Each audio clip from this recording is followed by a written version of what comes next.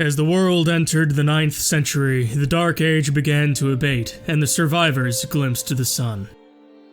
The world began to warm once again, leading to more bountiful crop yields and driving away the pestilence, which most people had developed an immunity to regardless. There was a population boom across the known world, and by 867, it was as though civilization had awoken from some terrible nightmare, finally able to look about and take note of the new world it found itself in. People learned to write again, and their desire for glory and legacy was rekindled. And so we come to Avarignia. By the time of Archon Tatinjico Nibelose, leading the 190th Senate of the Ephraim in its rule of Avarignia, things had changed with time. Some of the ancient families still existed, like the Caridi and Indicidi, but most had come and gone, with new ones taking their place in the rush of centuries.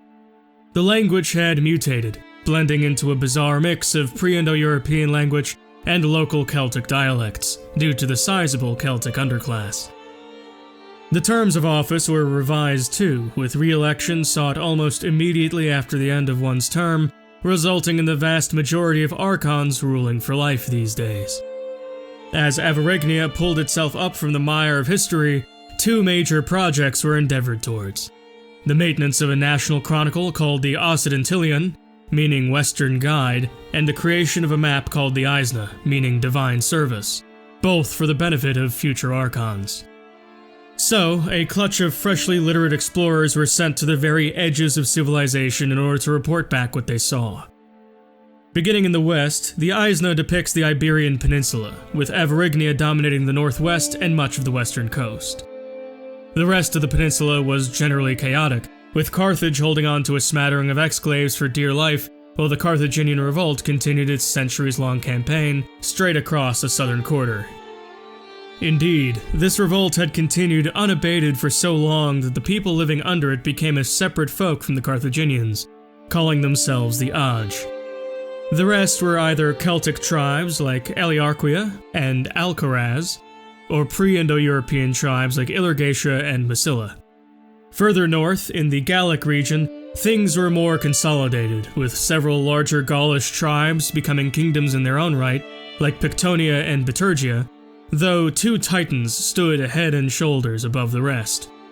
First among the Gauls was the kingdom of Avarignia, which had maintained its outright dominance against its western rival, Pictonia. Then, of course, the Eagle of Rome had planted its talons firmly in the south, and was still the most powerful force in the region by far. On this note of Rome, the Italic region was clearly dominated by Rome, with the exception of Etruria, a pre-Indo-European people that had taken refuge in the island of Corsica, and Sardinia, the cultic center of the Simulcian cult and a close ally of Rome, ruled by a rebellious cadet branch of the Indicidi family. During the ensuing centuries, the Roman Republic had shifted into an imperial model, becoming the Roman Empire, ruled in 876 by Imperator Faustus Flavianus. While the Italic region was the homeland of Rome, the Germanic region was its heartland. With some of the most stable contiguous territory in Europe, Rome dominated the region, linking the Mediterranean with the Baltic Sea. Though, of course, Rome was not uncontested, even here. Germanic kingdoms like Serdia, Teutonia, and Tigurnia served as constant thorns in the eagle's side, defining themselves as resolute and metaphysical enemies of the empire.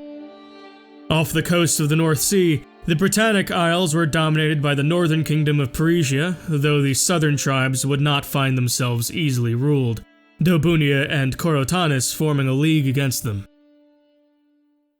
Then, across the Celtic Sea lay the island of Hibernia, an insular and uneventful part of the Britannic Isles, slowly consolidating under the rule of the Caucha tribe. To the northeast, northern Europe was a region only just opening up to the rest of the world. While a quiet trade had drifted in and out of the region for generations, only now did its inhabitants begin to show signs of jostling for power and becoming a real presence in the known world. While it was mostly tribal chaos, Suionia was notable for its campaign of conquest in the south, growing rich of the Roman Baltic Sea trade, enabling it to subjugate its immediate neighbors. One bizarre detail, however, is the presence of the Adrevolt in 2 locales, hoping to establish themselves far and away from their former overlord, Carthage. Adept sailors indeed, they funded their continued existence on the back of this regional trade. Eastern Europe, meanwhile, was even more wild and barbarous than Northern Europe, representing the absolute frontier of human habitation, populated by primordial tribes only now coming into historical consciousness. The only major powers here were Thrace and Scythia, though Thrace was not native to the region, and Scythia projected its power south instead of north, leaving much of Eastern Europe foreboding and mysterious. To the south, the Balkans were made up of a smattering of Greek successor states, with Phrygia chief amongst them, dominating the region's politics from their stronghold in Greece, fighting off Thrace and Macedon on a regular basis. The eastern Mediterranean was defined by the borders of 2 classical empires, Crete and Phrygia. They would regularly spar over the most insignificant and symbolic tracts of land in the region, and their squabbles came to define how the smaller powers, like Judea, conducted the business of government. To the south, Africa was another land of mystery and barbarism. Beyond the northern coast, controlled by Carthage in the west and various Greeks like Crete to the east, there were innumerable and unknowable tribes, almost totally uncontacted by anyone other than the occasional merchant from the deserts of Arabia, doomed never to return. A land fraught with disease and terrible beasts, it would remain inaccessible for centuries, with tales of the lands beyond the Sahara shifting into untethered myth by the time they crossed the Mediterranean.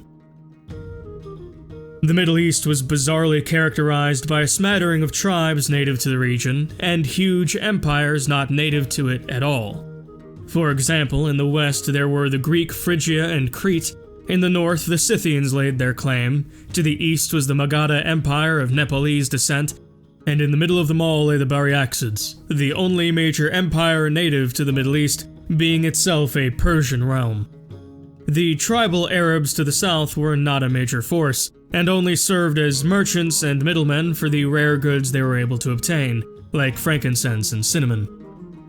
Heading further east, the region of Hindustan was divided between the Magadha of the north and the Nedunjid of the south, a conflict occurring along the cultural division between the Nepalese people of Magadha and Tamil people of Nedunjid. These 2 empires would fight over the minor kingdoms in the east, hoping to gain an edge over the other by way of constant warfare. Finally, Central Asia was another realm obscured from civilization, though more was known of the people who lived there and their customs by right of the Silk Road which passed through their territory, carrying precious goods and of course rumors from the east on its sacred camel-beaten paths.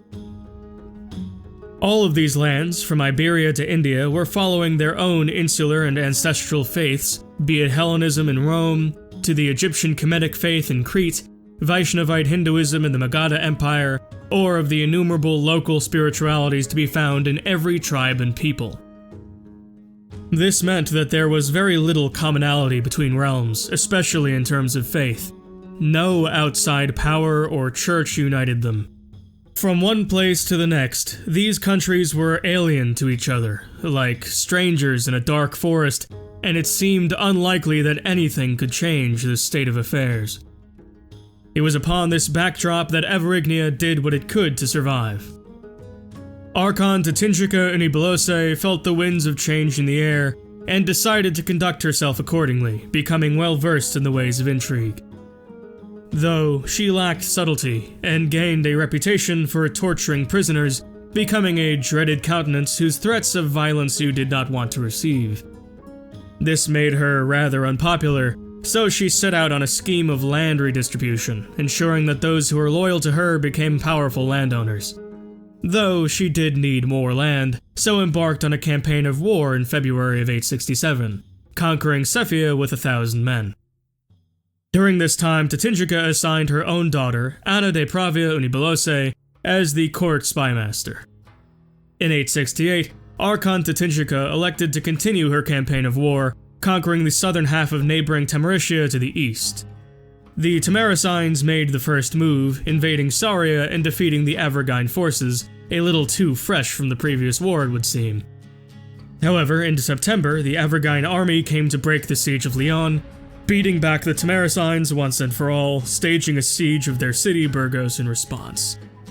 Indeed, by July of 869 the war would be concluded and Tamaricia would be cleaved in twain. In August, Tatinchika divined the stars for knowledge of her future, but found nothing among them. In 873, far to the east, the Empire of Nadunjid collapsed, allowing the Magadha Empire to strengthen their position on the subcontinent. In 875, scandal rocked the Avarignian court when Archon Tatinchika's husband, Talskubilo Sekunine, was discovered to be having an affair with his own daughter. For this, he was exiled, and Anna removed from her position as spymaster. In May of 877, the foolish country of Viscaya, a vassal of Carthage, attempted to launch an invasion of Avarignia, which was swiftly rebuffed. In July of 878, the Adj revolt swelled in size, keeping Carthage, which would otherwise be an existential threat, thoroughly busy. In 880, the Baryaxids began to break down under pressure from all sides, giving rise to internal rebels claiming themselves a new empire, calling itself Dalan. In August of that year, Carthage claimed victories against Vicaea and Eliarquia, and Ilurgatia won a major war against Aravakia. In December of 882, seeing Ilurgatia declare yet another war upon them, the Archon decided to declare her own war in order to extract some of their territory while they yet lived. In response to yet another war, a peasant revolt of 500 men broke out in Braganza. As such, the war in Avrakia was brought to a swift conclusion, and the soldiers redirected west against the rebellious scum. In 885, Olmedo, a subject of Carthage, declared war upon Avarignia, invading the county of Soria. It was a hard-won war, but by 888 it was finally over, though it did bring great strain to the coffers of the Republic. In 889, Sardinia conquered Etruria to their north, expanding the Simulchian cult, and Crete underwent some cultural changes, adopting certain elements of the local culture, including changing the way their name was spelled. On the 29th of December, Archon Tatinchika Unibilose passed away at the age of 66. As such, an election was held, and Archon Talskubulos Grigorise came to lead the 195th Senate of the Athraeum in its rule of Avarignia, at the age of 21. He was a horrid man to look upon, struck with scaly, cracked, bleeding skin upon his face, and indeed over much of his body. Despite this, he found himself a wife who married him for love, and was a generally good Archon. Though not all agreed. His adept administration of the realm proved too constricting for some vassals, who sparked a civil war to lower crown authority. This also led to the county of Cassarisia, a vassal of Carthage, to invade and attempt to claim the grand city of Elvas in the far south. The Carthaginian vassals of Viscaya soon joined in once more, angling for the city of Amaya in the north. In 893, Viscaya was rebuffed. Later that same year, the Carthaginian vassals of Aldasar Dusal also declared war upon Avarignia. It had seemed this flurry of conquest was destined to shake the Republic to its core. This war would indeed ravage Avarignia, and by 897 Cassarisia succeeded in conquering the grand city of Elvas. The revolt was put down in 898, leaving only Aldasar Dosal left to contend with. Unfortunately, on the 11th of March, they won another victory against Avarignia, and the war ended in their favor. This left Avarignia morally broken and thoroughly destitute. Not satisfied with this, Archon Talskubulos took out massive loans and sold off much of his personal material wealth in order to hire 4,000 mercenaries and invade the Carthaginian province of Zamora. That same day, it was revealed that his wife Dicita was with child. In August, a Carthaginian war host landed in the north and laid siege to the capital of Cayaeum. Instead of going to relieve the city, Archon Talskubulos elected instead to lay siege to the Carthaginian city of Villafila. During this time, 700 peasants of the Punic minority rose up in revolt, supporting the Carthaginians. In 900, a general peasant revolt broke out alongside it, nearly 500 strong. By 904, not only were these revolts put down, but Zamora was conquered from Carthage. However, this came at the price of 3 other Carthaginian vassal wars, and the loss of the city of Porto to Agder in the west to unexpected Viking conquerors, though a new claim against them was being promptly fabricated. On the 24th of April, 907, once all the other wars had been settled and a new claim fabricated, Archon Tuscubilos declared war upon Agder. In desperation and unable to conquer the county due to the strength of their fortifications, the Avarignian army sailed all the way to the Britannic Isles, where these Vikings were based, and carried out an invasion there. This caused them to surrender, and peace finally returned to Avarignia in 912. Meanwhile, Carthage fell into disarray as a result of this constant provocation, nearly collapsing entirely, while Crete suffered a terrible collapse, with rival internal claimants causing Egypt to secede from under their rule. Though these were also Greeks themselves, they were Greeks born outside of the island of Crete and jockeyed for power against those born on the isle, considering themselves native Egyptians despite everything. In September of 913, Archon Tuscubilos became possessed by evil spirits, and pursuant to his possession, he launched an invasion of Evora to the south, despite how tired the people were of war. This war went well enough and was over by 915, but this was regardless a rather unpopular move. In May of 917, Avarignia had to contend with yet another Viking invasion, this time hailing all the way from the Baltic Sea. Luckily, this invasion was soon rebuffed in the Bay of Biscay. It is likely that if they landed, they would have taken what they came for. Even then, Archon Tuscubilos declared yet another war upon Carthage, sparking a peasant revolt nearly 800 strong. So he split his army and put down the peasant revolt in November of 920, winning the war with Carthage in March of 922. Meanwhile, to the east, the Magadha Empire was refashioned into the Gujarat Empire with the ascension of a new dynasty, in opposition to their new southern rival, Thithon. In 923, the Archon commissioned an epic to be written about the wars of the Republic, which would soon be subsumed into the Occidentalian as one of its most exciting and well-written chapters. In June of that year, Crete collapsed entirely, relegated to its island, replaced by this new Greek Egypt as a major player on the world stage. In 924, Avarignia refashioned itself into a theocracy, with a druidic priest ruling class headed up by a grand priest, a man named Virtutes. In 925, Sardinia conquered the kingdom of Gymnasia to the west, gaining territory on the same peninsula as Avarignia once again.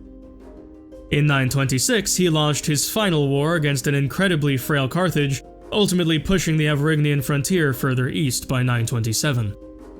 He would spend the rest of his days in peace and the loving embrace of his wife until his death of seizure in 931.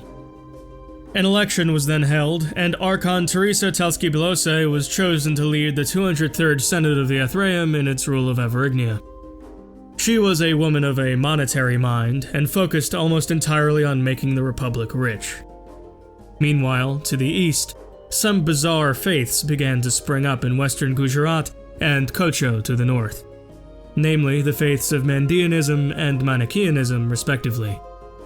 They are strange, Gnostic interpretations of that Eastern faith based upon the teachings of an obscure Judean preacher, Yeshua.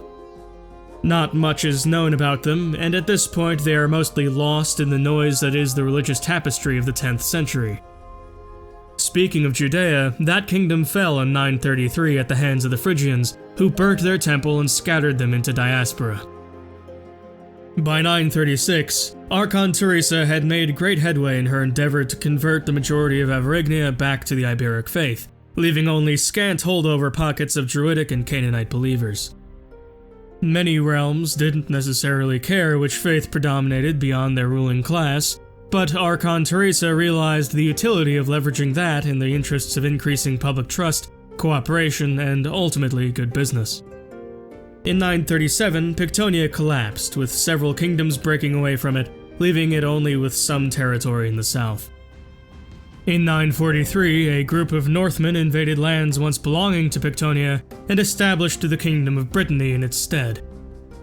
In 945, the new stewards of Egypt proved to not be up to the task, losing control of almost all their territory save for a precious few pockets of control. In 957, the ancient kingdom of Ilurgatia collapsed, giving rise to Valencia in its place. In 963, after a 13-year tenure free of war, Archon Teresa Tauskipolose died at the age of 62. As such, an election was held, and Archon Garcia de Pravia was chosen to lead the 206th Senate of the Ephraim in its rule of Avarignia. His first action was to declare war on Carthage and Sardinia, engaging in a lightning war which saw him take lands east of the Guadiana River and south of the Strait of Gibraltar. In 966, the dwindling Druidic minority rose up in revolt, bringing over 4,000 men to bear against the Republic. Archon Garcia was forced to hire 3,000 mercenaries, essentially undoing all the work his predecessor had done in accruing a surplus for Avarignia. He managed to put down the revolt, then promptly die of typhus. As such, an election was held, and Archon Avarignius Caritas was chosen to lead the 207th Senate of the Ephraim in its rule of Avarignia. Due to his rather rapid succession, two vassals attempted to break away completely, these being the Duchy of Leon and the Kingdom of Badajoz. These revolts were soon put down, but betrayed the instability of the realm. In 976, Gujarat suffered a terrible civil war, resulting in the realm breaking asunder between the main imperial title and the new realm of Malwa. By 979, Carthage had almost completely collapsed, with only a scant few landlocked holdings in Iberia. In fact, Archon Avarignius would take advantage of this, waging war for what was left of their once great empire. There was not much resistance, simply a series of entrenched garrisons, and so the war was over by 981, and with it the once great Carthage, which had only just outlived its own centuries-long revolt. To the north, some enterprising Northmen had founded two rival kingdoms, those of England and Norland. Meanwhile, to the east, a group of Baltic pagans had convened as one and reformed their faith into a proper organized religion called Vitalism, based upon ancestor worship, special bathhouses for childbirth, and the sanctity of nature. Spurred by these tenets, a new kingdom formed around them called Venetia. To their east was a major rival of theirs, the Slavic Chernigov, a sprawling tribe which threatened the very existence of other pagans further west. In March of 982, Sardinia was incorporated as a province of the Roman Empire, leaving a splinter cadet house to languish on the Iberian Peninsula. Indeed, things would only get worse for them when the Archon capitalized on the misfortune of others yet again, invading them for their northern half. This rather poetic war would come to a close in 988, with the Sardinians laid low by their now distant cousins in Avarignia.